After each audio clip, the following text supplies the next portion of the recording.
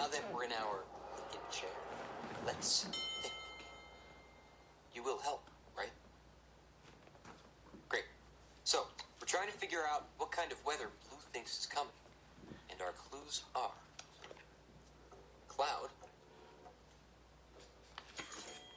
a water drop,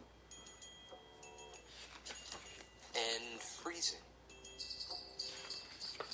So, what kind of weather could Blue think is coming with a cloud, a water drop, and freezing? Well, let's see.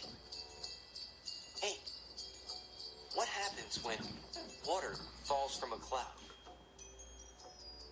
It rains. Yeah, it rains. Right.